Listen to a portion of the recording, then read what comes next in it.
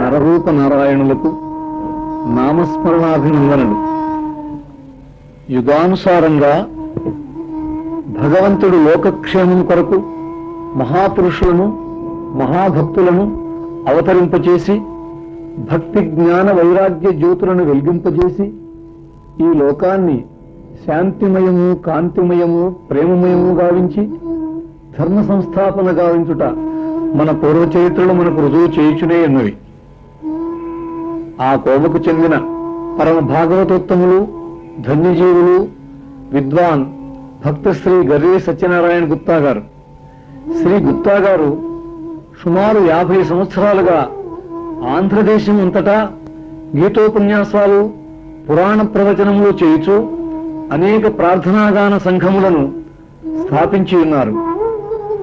అంతేకాక ప్రార్థనా తరంగిణి, అమృత తరంగిణి, ఉపనిషద్ కల్పతరువు ఇత్యాది అమూల్యమైన ఆధ్యాత్మిక గ్రంథములను సంకలనము చేసి రచన గావించి ముద్రణ గావించి సమాజ సన్మార్గ సంస్కరణ గావించుచూ వర్ధిల్లుచున్నారు. విద్వాన్ శ్రీ గర్రే సత్యనారాయణ గుప్తా గారి మధురగణము నుండి జ్ఞానగానము చేయబడిన ఈ గీతోపదేశ ఉపన్యాసములను భక్తిభావముతో ఏకాగ్రతతో శ్రవణము చేసి తోటి భక్తులకు వినిపించి మనోమాలిన్యమును తొలగించుకుని ఆత్మశాంతిని పెంచుకుని ఆత్మధనాన్ని పంచుకుని వర్ధిల్లగలరు. ఈ శబ్దామృతాన్ని రికార్డు చేసే అవకాశం ఇచ్చిన శ్రీ గుప్తా గారికి, శ్రవణము చేయుచున్న పుణ్యమూర్తులైన మీకు సోహం, దాసోహం, దాసదాసోహం. మీ ఆలపాటి రామారావు, శాంతి సంకీర్తన మండలి, విజయవాడ. ఓం నమో బ్రహ్మాదిభ్యో బ్రహ్మ విద్యా సంప్రదాయ కర్తృభ్యో వంశ ఋషిభ్యో మహద్భ్యో నమో గురుభ్యః. అఖండ మండలాకారం వ్యాప్తం యేన చరాచరం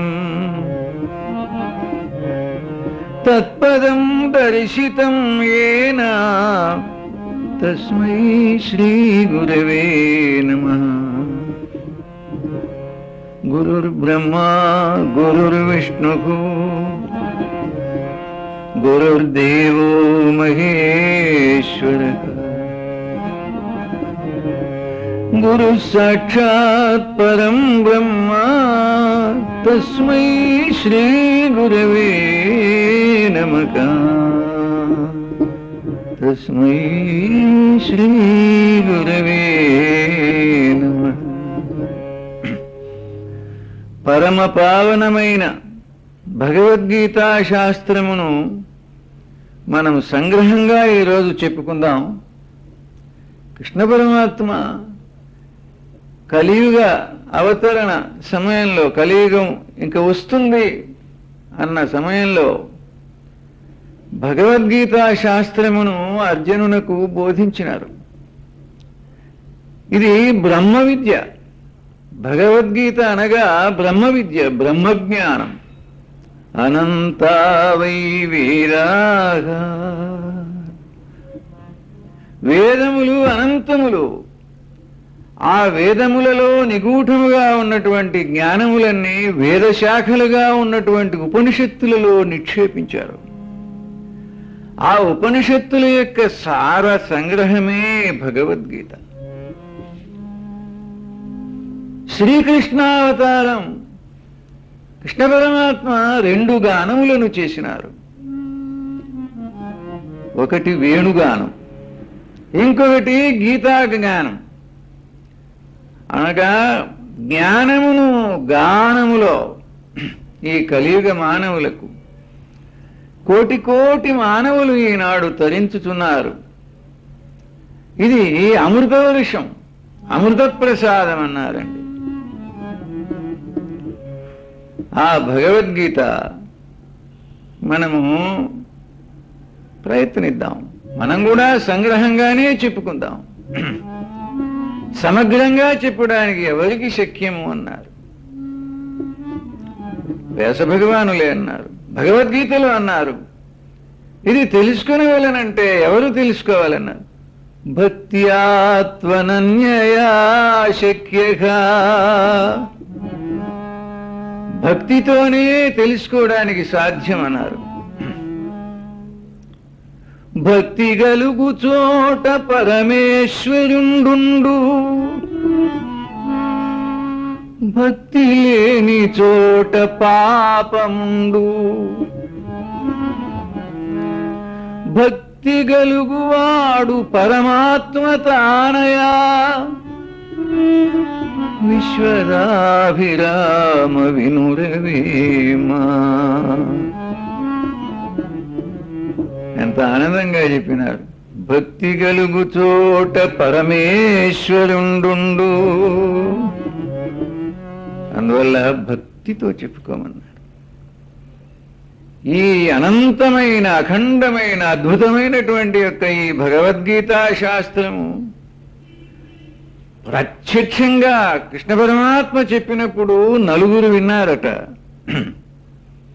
ప్రత్యక్షంగా అర్జునుడు విన్నాడు. అంతేకాదు, వ్యాస భగవానులు సమాధిలో కూర్చొని వారు శ్రవణం చేశారు. ఈ ఇద్దరే కాదు, సర్వదేవతామూర్తి అయినటువంటి ఆంజనేయ స్వామి వారు ధ్వజంలో టెక్కెం పైన ఉండి వారు శ్రవణం చేశారు. ఈ ముగ్గురే కాదు, మనకు ఈ అద్భుతమైన భగవద్గీతను అందించింది ఎవరు? వ్యాస భగవానుల యొక్క శిష్యులు సంజయుడు. సమ్యక్ ఆయన ఇంద్రియములను జయించినవాడు, సమ్యక్ జయం.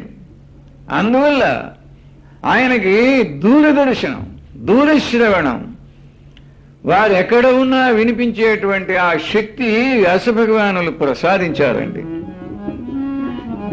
అందువల్ల ప్రత్యక్షంగా భగవద్గీత శ్రవణం చేసిన వారు ఎవరు? ఒకటి అర్జునుడు, రెండు వ్యాస భగవానులు, మూడు ఆంజనేయ స్వామి, నాలుగు సంజయుడు. ఇవాళ ఎందరో కోటి కోటి మానవులు ఆ బ్రహ్మానంద బోధామృతాన్ని పానం చేసి తరించారు. ఇప్పుడు మనం కూడా చేతనైనంత చెప్పుకుందాం. అయితే భగవద్గీత శ్లోకాల్లో చెప్పలే కృష్ణ పరమాత్మ. వ్యాస భగవానులు మధురాతి మధురమైనటువంటి శ్లోక రూపంలో మనకు అందించారు 700 శ్లోకాల్లో. అందువల్లే ఈ భగవద్గీతా శాస్త్రమును ఋషి ప్రసాదం అన్నారు.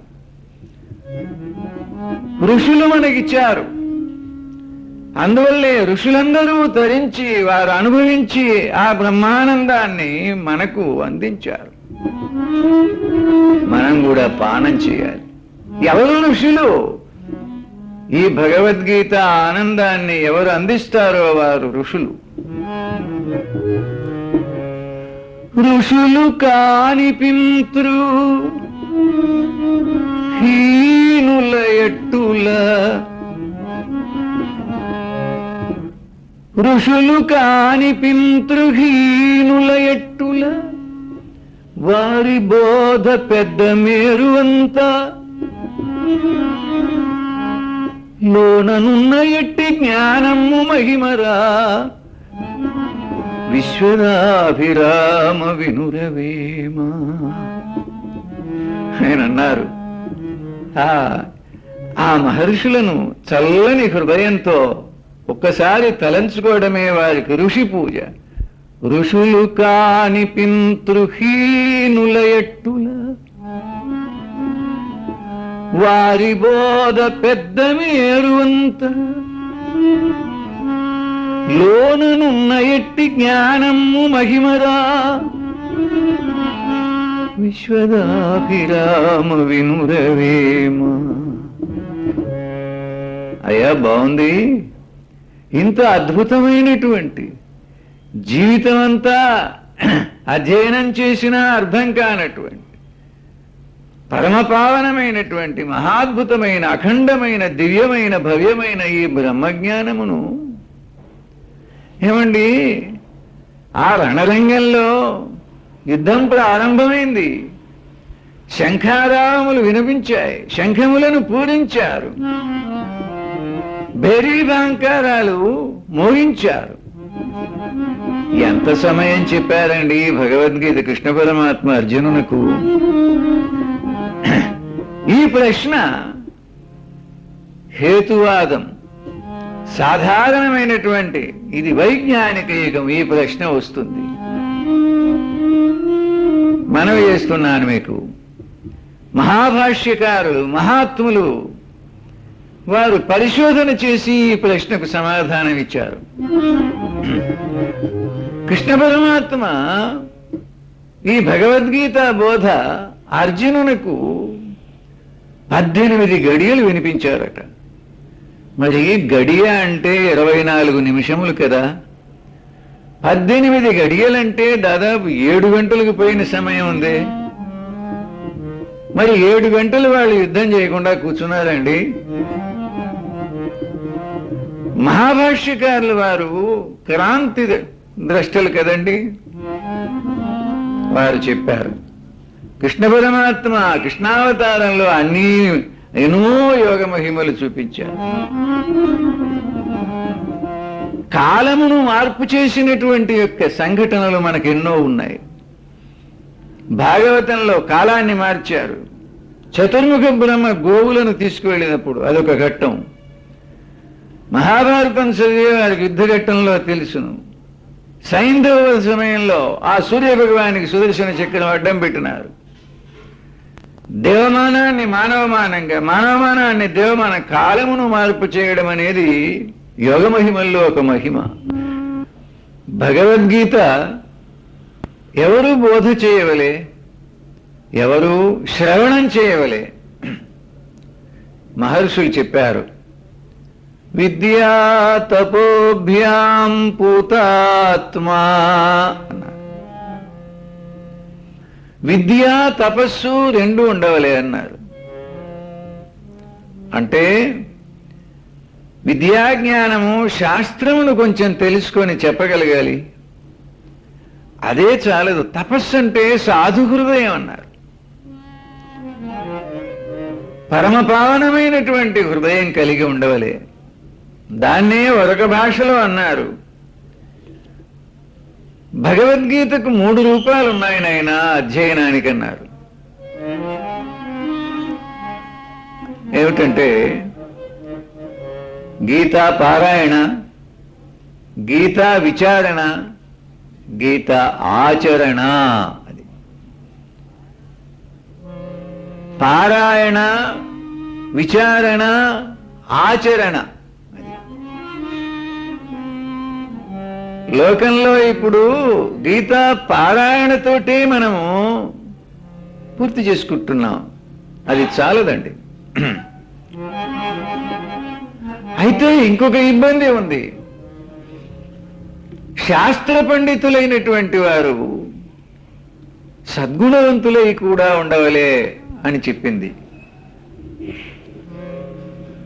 మనీషిణః సంతి నతే హితైషిణో, హితైషిణః సంతి నతే మనీషిణః, సుహృత్య విద్వానపి దుర్లభో నృణాం, యథౌషధం స్వాదుహితం చ దుర్లభం. అయ్యా, విద్యావంతులు విద్వాంసులున్నారు కొందరు, కానీ వాళ్ళు నా హితాన్ని కోరడం లేదే. కొంతమంది నా హితమును కోరుతున్నారు, నాకు చాలా సన్నిహిత, నా మంచిని కోరేవాళ్ళని, వాళ్ళకి విద్య లేదే. ఇవి రెండూ ఉండాలి, అప్పుడు ఆ విద్యా తపస్సులు ఉన్నట్లు అన్నారు.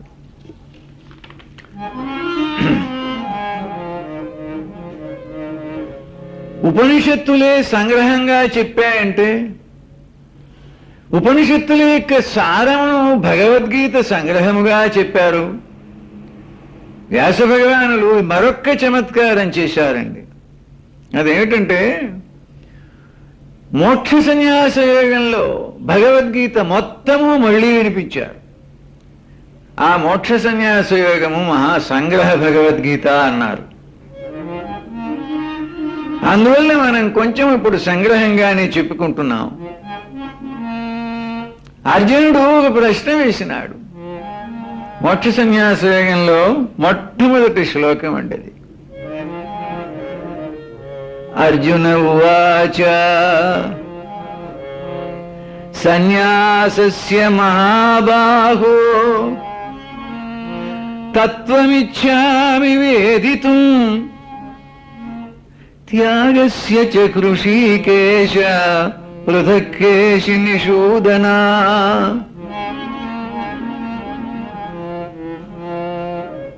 అర్జునుడు, పార్థుడు, అర్జునుడు అంటే మనందరికీ ప్రతినిధి. ఎవరికి వారు ఏమనుకోవాలంటే, ఆ భగవద్గీతా శాస్త్రము నాకే భగవంతుడు చెప్పినాడు అనుకోవాలట. అర్జునుడికి చెప్పినాడు అనుకుంటే మనకేమి నీకేమి లాభము లేదు. ఎన్నో ప్రశ్నలు వేశారు అర్జున స్వామి. కృష్ణ పరమాత్మ సమాధానం చెప్పారు. ఇక్కడ మళ్ళీ అన్ని ప్రశ్నలకు ప్రతినిధిగా 2 ప్రశ్నలు వేశారండి. ఇక్కడ కృష్ణ, సన్యాసం అంటే ఏమి, త్యాగం అంటే ఏమి, ఈ 2 సంగతులు నాకు చెప్పండి అన్నారు. సన్యాసమును గురించి, త్యాగమును గురించి చెప్పమన్నారు. కేశియను రాక్షసు గురించిన కీర్తిమూర్తి, ఇంద్రియ నియామకుడవగు హృదయవర్తి, త్యాగ సన్యాసములలోని తత్వమెల్ల ఎరుగగోరితి తెలుపు శ్రీకృష్ణమూర్తి.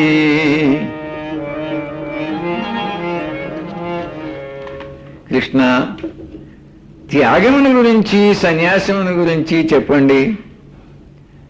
పరమభక్తితో ఆ ప్రశ్న వేశారు. ఒక చిన్న తేడా ఉందండి. సన్యాసం అనగా కర్మలన్నింటినీ త్యాగం చేయడం.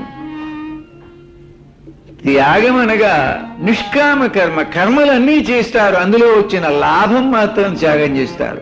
ప్రయోజనము, దాన్ని నిష్కామం అన్నాడు. ఈ విషయంలో నేను చాలా విపులంగా చెబుతాను. కృష్ణ పరమాత్మ అంటున్నారు, నిశ్చయం శృణు మే తత్ర త్యాగే భరత సత్తమా.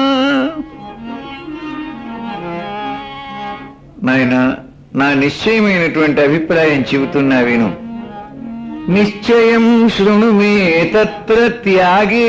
ఆ త్యాగం అంటే ఏమిటో నిశ్చయంగా చెబుతున్నాను, జాగ్రత్తగా ఉండు, బాగా శ్రవణం చెయ్యి. అంటే బ్రహ్మజ్ఞానమును శ్రవణం చేయడం అంటే 3 పనులు చేయాలన్నారు. ఏమిటండి ఆ 3 పనులు అన్నారు? శ్రవణ, మనన, నిధిధ్యాస. ఈ 3 చేస్తేనే శ్రవణం చేసినట్లు. వినడం ఒకటే చాలదండి, విన్నదాన్ని మళ్ళీ మననం చేసుకునేవాళ్ళే. గోవు తొందరగా మేత ఆ గడ్డిని తింటుంది, ఒక చోట కూర్చొని తరువాత నెమరు వేస్తుంది, అప్పుడు కానీ దానికి జీర్ణం కాదు. అలాగే జిజ్ఞాసువైన భక్తుడు శ్రవణం చేసి మళ్ళీ ఏకాంతంగా కూర్చొని విన్నయన్ని నెమరు వేసుకోవాలి. అది మననం అండి. ఈ మననం కూడా చాలదు, ఇంకొక పని ఉంది. దాన్ని ఏమన్నారంటే నిధిధ్యాస అన్నారు. నిధిధ్యాస అంటే అందులో జ్ఞాపకం పెట్టుకోవాలి. ఈ విన్నవి తను స్వంతం చేసుకోవాలి. 10 ఏళ్ళైన తర్వాత కూడా ఇది జ్ఞాపకం ఉంటే అది నిధిధ్యాస. శ్రవణ, మనన, నిధిధ్యాస. 84 లక్షల జీవరాశులలో ఈ మానవ జన్మ ఉత్తమమైనదన్నారు. ఈ శరీరము భగవంతుడు ఇవ్వడమే నీకు 1 కోటి రూపాయలు ఇచ్చారు. చాలా మంది నాకు ఇవ్వలేదు అని ఏడుస్తారు. బాబు, అపచారం అది భగవంతునికి. నాకేమీ ఇవ్వలేదని ఎవరైనా ఏడిస్తే అది భక్తుని లక్షణం కాదు. అది ఒక మహాకవి ఒక పద్యం చెప్పినారు. ఏమిటిరా అట్లా ఏడుస్తావు? తన రూపమెరుగ శాస్త్రములు అనేకములిచ్చే, తన పూజ చేయ హస్తములనిచ్చే, తన పుణ్యతీర్థంబులను గొల్వ మతినిచ్చే,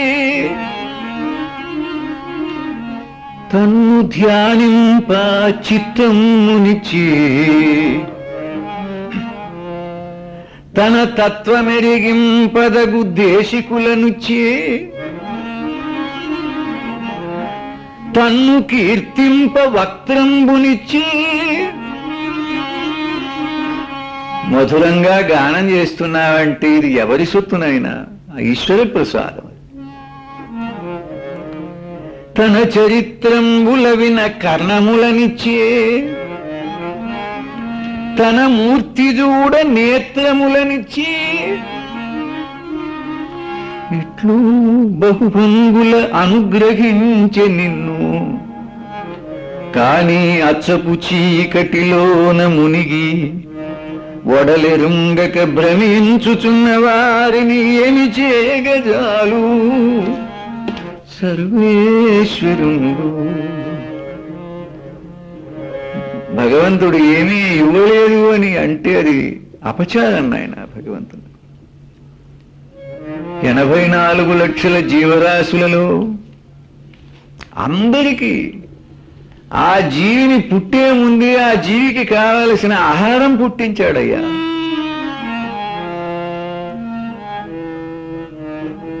ఒకసారి చూడు, అడవి పక్షులకు ఎవడు ఆహారమిచ్చెను,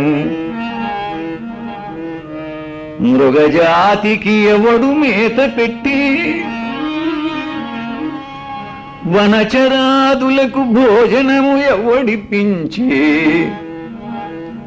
చెట్లకెవ్వడు నీళ్లు చేదిపోసే, స్త్రీల గర్భంబున శిశువునెవడు పెంచే,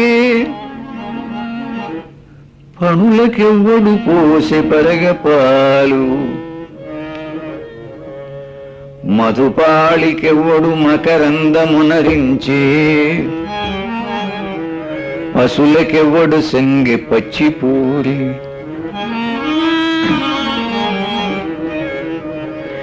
జీవకోట్లను పోషింప నీవే కాని వేరే ఒక దాత లేడయ్యా వెదకి చూడ. భూషణ వికాస శ్రీధర్మపుర నివాస దుష్ట సంహార నరసింహ దురిత దూర.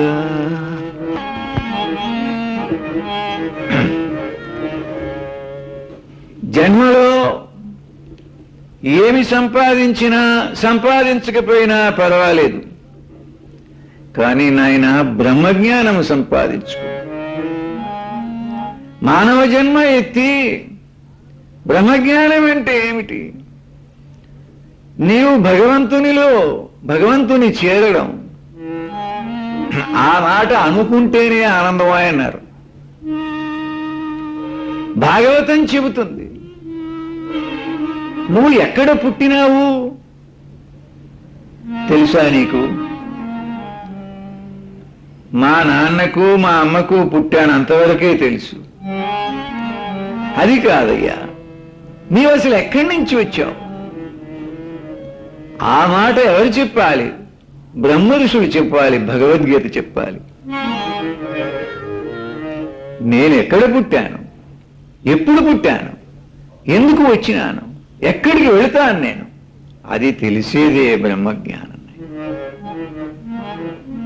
అవ్యక్తాదీని భూతాని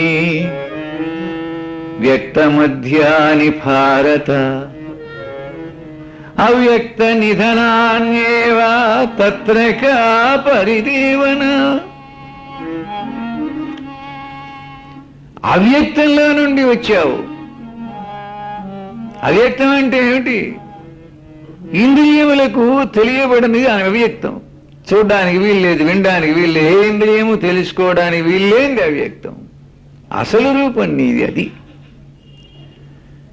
అందువల్ల భగవంతునికి నామరూపము లేవన్నాం, నీకు మాత్రం ఉన్నాయా నామరూపాలు? నీకు లేవు. నామం అంటే ఏమి? పేరు. ఈ పేరు ఎవరు పెట్టారు? మీ నాన్న మీ అమ్మ చిన్నప్పుడు పెట్టారు. అంతకుముందు నీకు పేరుందా? లేదే. పోనీ రూపం చూద్దాం. రూపం మాత్రం ఒకప్పుడు ఇది వదిలిపెట్టిపోతున్నావే ఈ శరీరం. ఎక్కడుందండి రూపం? భగవంతునికి నామరూపములు లేనట్లే నీకు లేవయ్యా. నీవు ఎక్కడ పుట్టినావో అక్కడికి చేరుకోవాలి అనే ఆశ అంతరాంతరాల్లో స్వాభావికంగా, ఇంగ్లీష్లో టెండెన్సీ అన్నారండి. ఆ టెండెన్సీని ఎవరైతే తెలుసుకుంటారో వారి శాంతం అన్నారు. పంచభూతములు జడములు, కానీ భగవానుడు ఆటల్లో కూడా టెండెన్సీ పెట్టారు. పంచభూతములు జడములు, అందులో మనస్సు జీవశక్తి ఉండదు. కానీ చూడండి, టెండెన్సీ ఉందన్నారు. నీళ్లు పంచభూతముల్లో ఒకటి. నీళ్లు కింద పోస్తే పలానికి పోతాయి. ఎందుకు పోతున్నాయి? దాని టెండెన్సీ అది. స్వాభావికంగా దానికి ఉన్నటువంటి యొక్క వాంఛది. ఏమిటండి ఆ వాంఛ అన్నారు? తన ఇంటికి తనకి పోవాలి అనే వాంఛ. అది జడమే.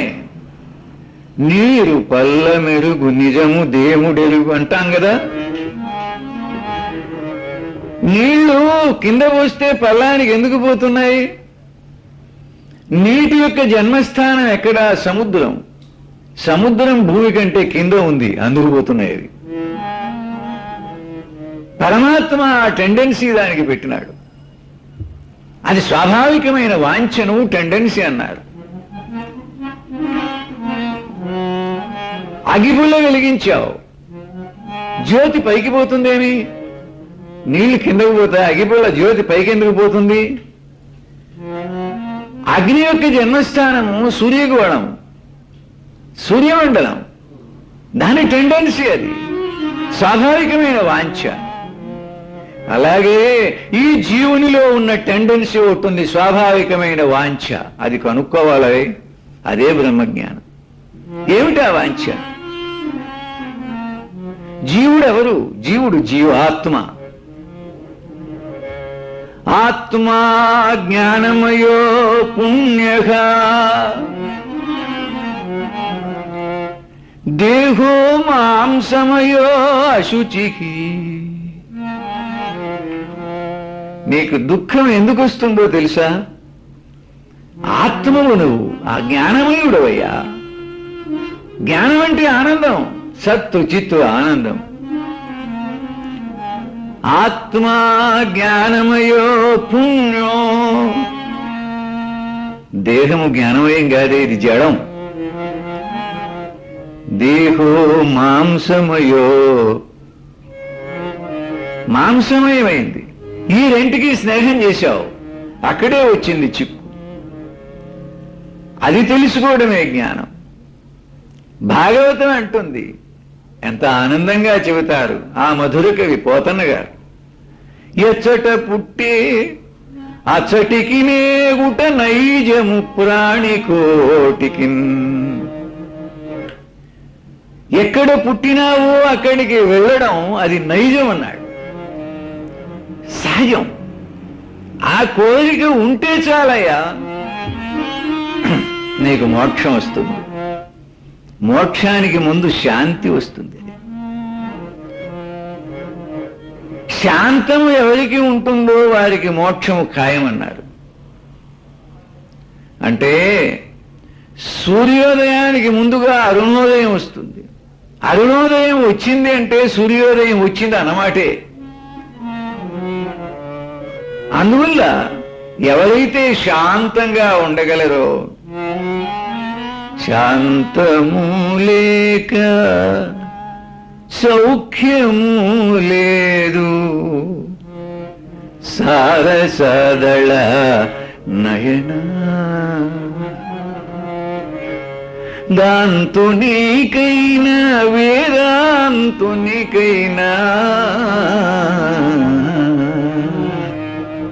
అంటాడు ఆయన. నువ్వు వేదాంతం చెప్పు, ఎంత దాంతివిక, శాంతం లేకుండా ఉంటే నీకు సుఖం లేదు పోన్నాడు. అందువల్ల శాంతి ఎలా వస్తుంది? అది మానవ జన్మ ఎత్తిన తర్వాత నీకు ఒక హక్కు మహర్షులు ఇచ్చినారు. భగవంతుడిచ్చినటువంటి శరీరం ఉన్నదే, దీన్ని జ్ఞానమయం చేసుకోమన్నారు. ఈ శరీరాన్ని భక్తిమయం చేసుకోమన్నారు, యోగమయం చేసుకోమన్నారు. వివేకానంద స్వామి గారు ఈ భగవద్గీతని గురించి ఉపన్యాసం చెబుతూ ఓ చోట కొన్ని పద్యాలు రాశారండి, ఇంగ్లీషులో రాశారు ఆయన. ఆయన చెబితే ఎవరో వినడం లేదే అనుకోనక్కర్లేదన్నాడు. నేను ఒక్కళ్ళకి చెబితే చాలన్నాడు ఆయన. కృష్ణ పరమాత్మ ఒక్కడికే చెప్పాడు భగవద్గీత. వారి మాటల్లో ఆయన ఇంగ్లీషు చెప్పిన అమృతం అది వివేకానంద స్వామి వారు. If I can guide some carrying, if I can guide some erring to truth, inspired within his heart a sense of duty, if I can plant within the soul of a rosy plant a sense of light, a love of truth and beauty, if I can teach one man that God heaven or near, I shall not have then lived in vain while here. ఎంత బాగా చెప్పారు. ఆ వివేకానంద స్వామి వారి యొక్క ఈ ఆంగ్ల పద్యానికి తెలుగు పద్యం చదువుతున్నా. సత్యదూరుండై చనియడు ఒక సహోదరునికి సత్యతత్వంబు తెలిపి, నేను ఒక్కళ్ళకి సత్యం చెబితే చాలు, ఆతని హృదయ కంజాతములో ధర్మ జిజ్ఞాస పొడసూపజేసితేని, స్వాత్మ వివేకము సత్య సుందరముల ప్రీతిని నోలి స్థాపింతునేని, తన హృదయమందే స్వర్గము దైవతమును కలవనడి బుద్ధి నొకనికి కలుగునట్లు చక్కగా బోధనము చేయజాలుదేని, నాదు జన్మము సఫలముగా దేవసుత. అందుకే మేమనుకుంటాం, ఒక్క జిజ్ఞాసు భక్తితో శ్రద్ధతో ఆర్తితో శ్రవణం చేసి తన జీవితాన్ని మార్చుకుంటే జన్మధన్యం. కృష్ణ పరమాత్మ కోటి కోటి మానవులకు వారు వినిపిస్తున్నారు. శంకరులు ఒక చోట అన్నారు, ఏమంటారంటే, నాయనా కుండ ఉంది, మట్టి ఉంది, మట్టి విలువలేంది కుండ విలువైంది అని అంటే ఏం బాగుంటుందండి? కుండకు మట్టికి ఎక్కడ తేడా ఉంది?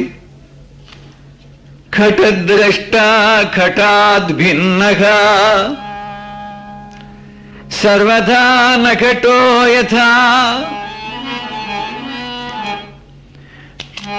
దేహద్రష్ట తథా దేహో నాగమిత్యవధారయా. మొదటి పాఠం ఏమిటంటే, కుండను చూచేవాడు కుండకు వేరుగా ఉన్నాడు. నేను ఈ శరీరాన్ని చూస్తున్నా, నాది అన్నాను శరీరం, నాది అంటే నేను కాదు కదా. ఈ జ్ఞానం మొదటి పాఠంలో మహాత్ములు బోధ చేశారు.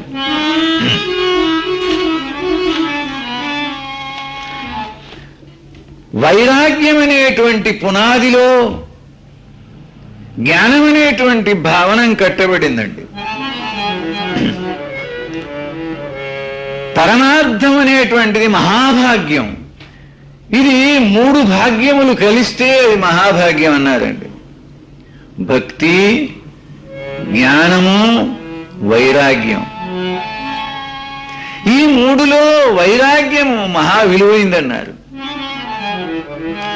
చాలా మందిలో జ్ఞానం ఉంటుంది, భక్తి ఉంటుంది, వైరాగ్యమే లోపం. వైరాగ్యమునకు 2 రూపాలున్నాయి, అంతరంగ వైరాగ్యము, బహిరంగ వైరాగ్యం. బహిరంగ వైరాగ్యం అంటే సేవ, త్యాగం. అంతరంగ వైరాగ్యం అంటే ఈ లోకంలో ఉండే సంపదలను ఈ ఇంద్రియములతో, శరీరంతో తక్కువగా అనుభవించటం.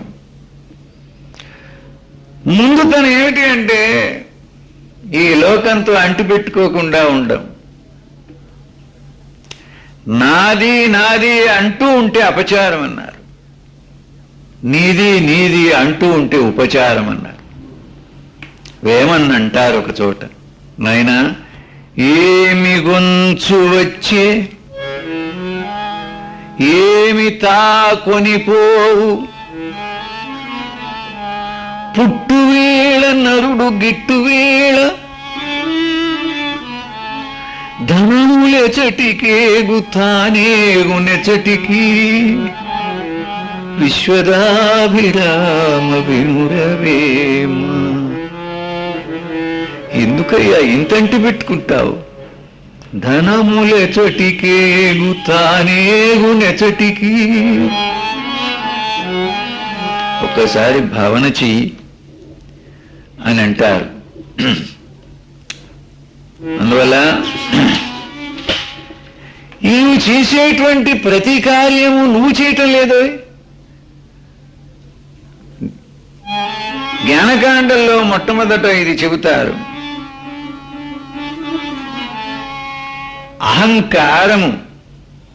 అహంకారంలో కారం తీసేయగలగాలి. అహము బ్రహ్మస్వరూపం, అహంకారము జీవస్వరూపం. కృష్ణ పరమాత్మ గానం చేస్తారు. ఏ పని జరిగినా అది జరగబడింది నీతోటి, నీ వలన నువ్వు చేయడంలే. కర్తృత్వ భోక్తృత్వములను నీ పైన వేసుకోవద్దన్నారు. దానికి 14వ శ్లోకంలో వ్యాస భగవానులు మంత్ర రూపంలో భగవద్గీత శ్లోకాలు అన్ని మంత్రాలే. అధిష్టానం తథా కర్త కరణంచ పృథగ్విధం వివిధాశ్చ పృథక్ చేష్టాః దైవం చైవ అత్ర పంచం. నేను చేశాను అనే అభిమానం, అహంకారమునకు పూర్వరూపం అభిమానం అండి. ఎవడైతే అభిమానాన్ని గౌరవించాడో వాడు అహంకారం అవుతాడు. తరువాత జ్ఞాపకం పెట్టు,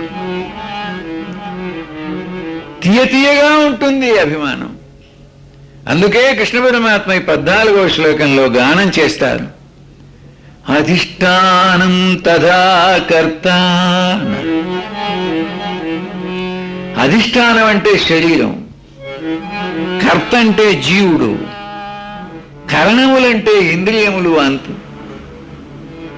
అంతఃకరణములు, చేష్టలంటే ప్రాణములు. ఇవన్నీ కలిసి చేయబడినాయి. అందువల్ల నేను చేశాను అనద్దు.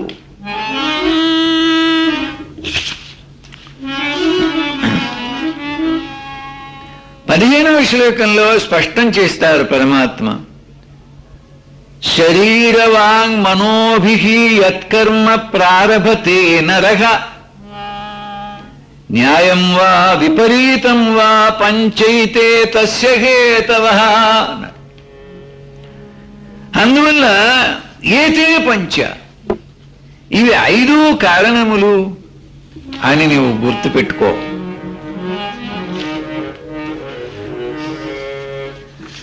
అంతేకాదు, మాటి మాటికి ఆ భగవంతుని స్మరణ చెయ్యి. యతః ప్రవృత్తిః భూతానాం येन सर्वमिदं ततं स्वकर्मणा तमभ्यर्च्य सिद्धिं विन्दति मानवः. स्वकर्मणा तमभ्यर्च्य सिद्धिं विन्दति मानवः. భగవంతునికి పూజ ఏమిటన్నారు? నీవు చేసే ప్రతి పని భగవంతుని పూజ కావాలన్నారు. స్వకర్మణ అంటే అది అర్థం. నీవు కళ్ళతో చూచే చూపు, చెవులతో వినేటువంటి ఇవన్నీ పూజలే. అన్నం తింటున్నావు, అన్నం తింటుంటే ఏమిటి భావన అన్నారు? నేను తిండల్లా, పరమాత్మకు నైవేద్యం పెట్టుకున్నానన్నారు అంతే. అదేమిటండి? నీ లోపల వైశ్వానరుడు జఠరాగ్ని రూపంలో పరమాత్మ ఉన్నారు. గీతాభక్తులందరూ అన్నం తినేటప్పుడు ఈ శ్లోకం చెప్పుకుంటారు.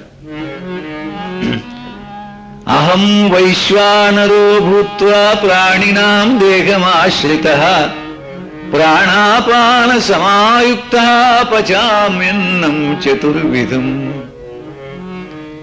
ఈ శ్లోకాన్ని పారాయణం చేయండి, భగవంతునికి నైవేద్యమైంది అంతే. అది పూజ.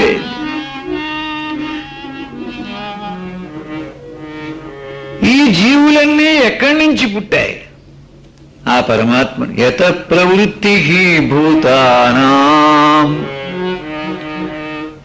ఏన సర్వమిదం తతం.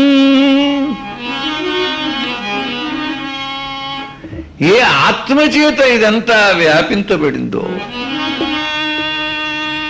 అది తెలుసుకో. అందువల్ల భగవద్గీత భక్తి జ్ఞాన వైరాగ్యముల యొక్క పుంజం.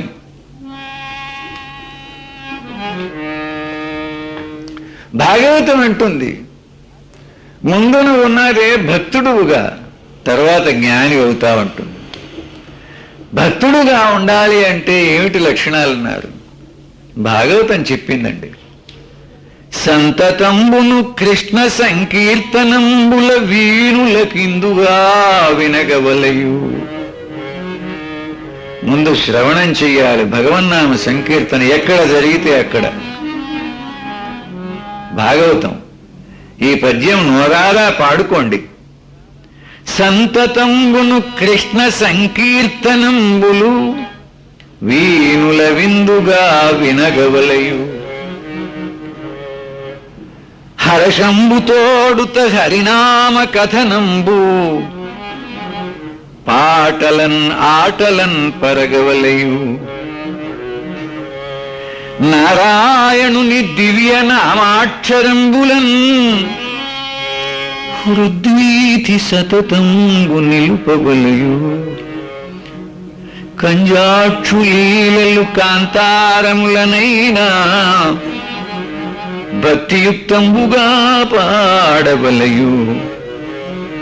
వెరిమాడ్కిని లీలతో విశ్వమయుని నొడుగుచును లోకవాక్యతనుండవలయు. ఇంతయు విష్ణుమయమని ఎరుగవలయు. భేదమనరింపవలవదు మేదినీశ మేదినీశ. బ్రహ్మజ్ఞానులు మనకిచ్చినటువంటి యొక్క సందేశం జాగ్రత్తగా వినండి. ఆ మహాత్ములు ఋషులు చెప్పారు, నిర్లిప్తంగా జీవితం గడుపుకోవాలన్నారు. ఈ లోకంలో ఉన్న ఏ ఆకర్షణలను లోపలికి రానివ్వద్దు, వేటికి లోబడవద్దంతే. అంటుకోకుండా ఉండాలి లోకంలో ఉండే సుఖ దుఃఖాలనంతే. తామరాకు నీళ్ళల్లో పుడుతుంది, తామర పుష్పం అంతే, నీళ్ళల్లో పెరుగుతుంది, నీళ్లలోనే వృద్ధి పొందుతుంది, నీళ్లలోనే నశిస్తుంది, కానీ నీళ్ళకంటుకోదు. ఓ మహాకవి అంటారు, జలజపత్రమునందు సలిలమంటని ఎట్లు అద్దమందున రూపము అంటనట్లు బురద ఆ కుమ్మరి పురుగును అంటని ఎట్లు ఆజ్యంబు జిహ్వయందు అంటనట్లు భూమి చింతపండుపై బొబ్బరంటని ఎట్లు బలు చల్లలో వెన్న కలియనట్లు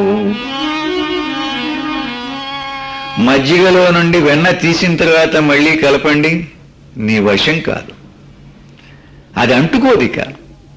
చిత్రభానుండు తా చీకటంటని ఎట్లు బ్రహ్మవేత్తలు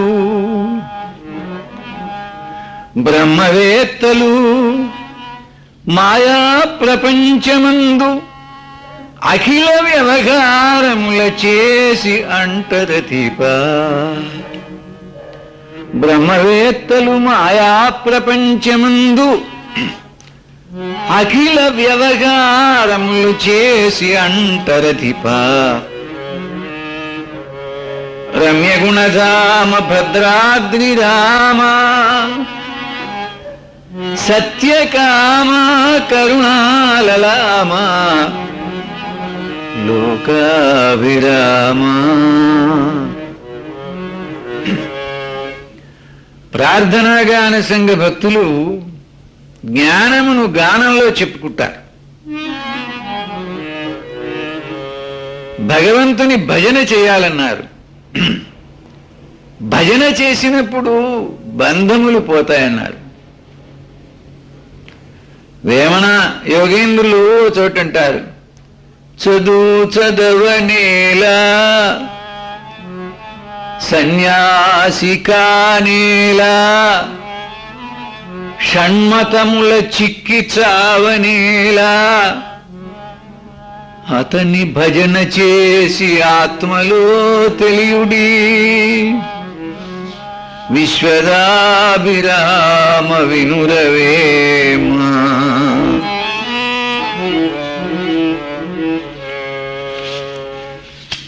అసలు లోపల చూడు నాయనా, ఈ లోకం బయట చూస్తే ఏముంది? తనువులోననున్న తత్వంబు తెలియక వేరే యాత్ర పోవు వెరివాడు. తనువులోననున్న తత్వంబు తెలియక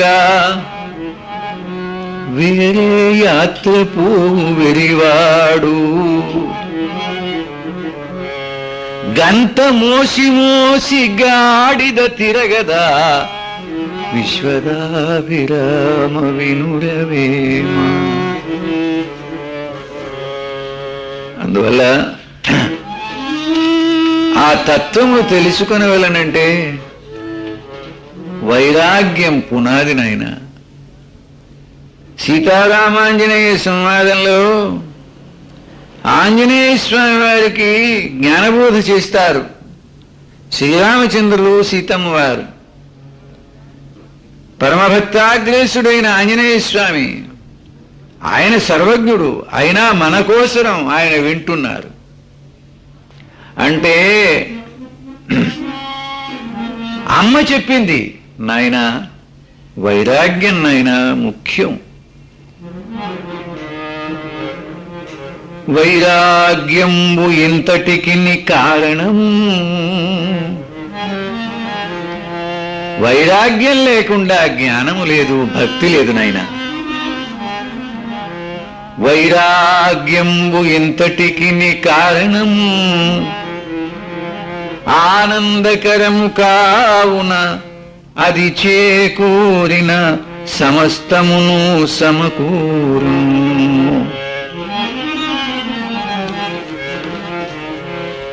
అందువల్ల వైరాగ్యము చాలా ప్రధానం. కృష్ణ పరమాత్మ భగవద్గీత సంగ్రహంగా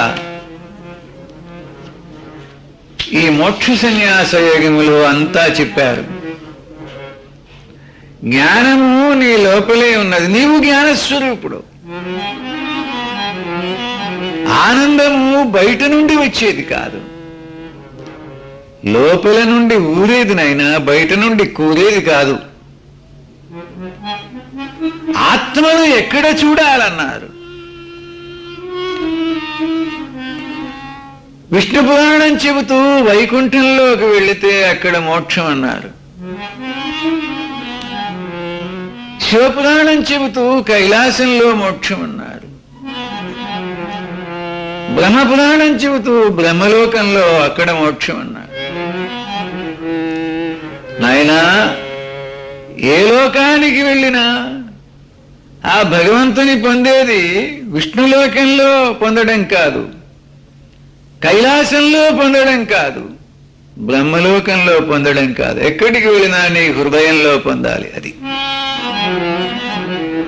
బ్రహ్మలోకానికి వెళ్ళినా, శివలోకానికి వెళ్ళినా, విష్ణులోకానికి వెళ్ళినా హృదయంలో, అందరి హృదయాలలో అంతరాత్మగా ప్రకాశించేటువంటి ఆ అంతర్యామి రూపమైనటువంటి పరమాత్మ నీ హృదయంలో ఉన్నాడు. ఈశ్వరగా సర్వభూతానాం హృద్దేశేర్జున తిష్టతి భ్రామయన్ సర్వభూతాని యంత్రారూఢాని మాయయా. 61వ శ్లోకం అండి ఇది. జ్ఞాపకం పెట్టుకోండి. ఈశ్వరుడు ఎక్కడున్నాడు చెప్పండి అందరి. ఈశ్వరగా సర్వభూతానాం హృద్దేశే, అన్ని జీవులలో, అన్ని ప్రాణులలో, అందరి యొక్క హృదయంలో ఉన్నారు. అక్కడ నువ్వు పూజ చేయగలగాలి. ఆ ఈశ్వరుని నువ్వు తెలుసుకోవాలి. అది భగవద్గీత చెప్పేటువంటి సందేశం. హృదయం పవిత్రం కావాలి. సద్గుణములు పెరిగితేనే హృదయం పవిత్రమవుతుంది. శమము దమము రెండు. దమం అంటే ఇంద్రియములను పవిత్రం చేసుకోవడం, శమం అంటే మనస్సును పవిత్రం చేసుకోవడం. ఇవి రెండూ అవసరం. అందువల్ల ఆ పరమాత్మను ఈ జన్మలో ఇక్కడే తెలుసుకొనవాలి. చచ్చిపోయిన తర్వాత వచ్చే మోక్షము అది క్రమముక్తి. అంతకంటే భగవద్గీత నాయనా జీవన్ముక్తి ఇక్కడే ఇప్పుడే. ఈశ్వర సాక్షాత్కారం అంటే నీవు ఈశ్వరుడు అయిపోవడమే. బ్రహ్మవితు బ్రహ్మైవ భవతి అన్నారు. బ్రహ్మము తెలుసుకుంటే నీవు బ్రహ్మమైపోతావు. కృష్ణా నది పరుగుడుతుంది, పరుగులు పెడుతుంది, మహావేగంగా ప్రవహిస్తోంది, సముద్రంలో కలిసింది. అమ్మా కృష్ణమ్మ, కాదు నేను కృష్ణుని కాదు సముద్రం అంటుంది. గోదావరి అంతే, అమ్మా గోదావరి, నేను గోదావరిని కాదు సముద్రం. అమ్మా గంగా భవాని, నేను గంగను కాదు నేను సముద్రం. అందువల్ల నీవు బ్రహ్మవే. అమృతస్య పుత్ర శృతిమాత చెబుతుంది. ఎక్కడి నుంచి నీవు పుట్టినావు? ఆ పరమాత్మ నుండి. అందువల్ల భగవద్గీత యొక్క ఆ అద్భుతమైన కృష్ణ పరమాత్మ సందేశం ఏమిటి? నీవు చావడం లేదు. అబ్బా, ఆ మాట ఎంత చల్లని కబురండి. నేను చావనా? లేదు, నీకు చావు లేదు. నీకు పుట్టడం అంతకంటే లేదు. పుట్టేది చచ్చేవి ఈ శరీరములు, అది కూడా మాయ. ఆ శరీరములు కూడాను పుట్టడము చావడం కాదు, మార్పు చెందడమే. దేహినోస్మిన్ యథా దేహే కౌమారం యౌవనం జరా తథా దేహాంతర ప్రాప్తి ధీరగా తత్ర న ముఖ్యతే. యవనం పోయి వృద్ధాప్యం ఎలా వచ్చిందో, కౌమారం పోయి యవ్వనం ఎలా వచ్చిందో, అంతేనయ్యా ఈ శరీరం పోయి ఇంకో శరీరం రావడం కూడా ఇది జ్ఞానం, ఇది అనుభవం. అనగా అనగా వినగా వినగా ఆ మహాత్ముల యొక్క బోధ వినగా వినగా ఆ అనుభవమునే బ్రహ్మజ్ఞానం అన్నారు, బ్రహ్మానందం అన్నారు. ఆ ఎరుకలో ఉండగలగాలి, అది మోక్షం. 70వ శ్లోకంలో అంటారు, అధ్యేష్యతే చ య ఇమం ధర్మ్యం సంవాదం. ఇది అధ్యయనం చేయమన్నారు. అధ్యేష్యతే చ, ఇట్లా అధ్యయనం చేయమంటే కృష్ణ పరమాత్మ పేరు పెట్టారు, వ్యాస భగవానుల పేరు పెట్టారు. జ్ఞానయజ్ఞేన తేనాహం ఇష్టస్యామితి మే మతి. జ్ఞానయజ్ఞమయ్యా ఇది అన్నారు. ఈ జ్ఞానయజ్ఞమును మనము ఇవాళ ఈ జ్ఞానయజ్ఞ ప్రసాదాన్ని ఇవాళ మనం స్వీకరించాం అని అలా అని మళ్ళీ అహంకరించకూడదండి. సంజయులు వారు అన్నారు, అయ్యా ఈ ప్రసాదం వ్యాస ప్రసాదాత్ శ్రుతవాన్, ఆ వ్యాస మహర్షి వారి అనుగ్రహం వల్ల నాకు లభించింది, అట్లా అనుకోండి అంతే. ఇది 75వ శ్లోకం. వ్యాస ప్రసాదాత్ శ్రుతవాన్ ఏతద్గుహ్యతమం పరం.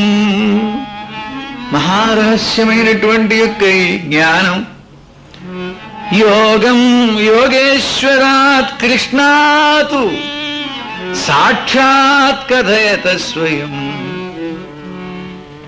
నేను ఎంత ధన్యాది ధన్యుణ్ణి, ఆ కృష్ణ పరమాత్మ బోధ చేస్తూ ఉంటే విన్నానే. కానీ ఎలా విన్నాను నేను? ఆ భగవంతుని యొక్క ఆ బోధ, వ్యాస భగవానుని యొక్క అనుగ్రహంతో నేను విన్నాను అని మాటి మాటికి ఆ సంజయుడు పొంగిపోయారట. తచ్చ సంస్మృత్య సంస్మృత్య రూపమత్యద్భుతం హరేహే. ఒక్కసారి మళ్ళీ ఆ విశ్వరూపాన్ని స్మరణ చేశారట. ఆ బోధ, ఆ విశ్వరూప దర్శనం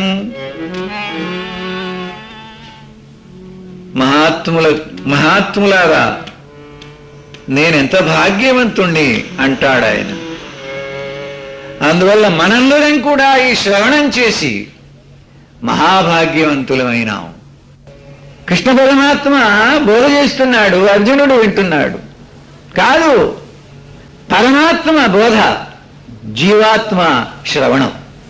పరమాత్మ బోధ చేస్తున్నాడు, జీవాత్మ వింటున్నాడు. తెల్లని రథం సత్వగుణం, తెల్లని గురములు నాలుగు వేదములవి. ఒకసారి కళ్ళు మూసుకొని ఆ కృష్ణార్జునులకు దర్శనం చేసి, హృదయంలో దర్శనం చేసి, ఎత్ర యోగేశ్వరగా కృష్ణగా ఎత్ర పార్థో ధనుర్ధరగా తత్ర శ్రీర్ విజయో భూతి ధ్రువానీతిర్మతిర్మమ.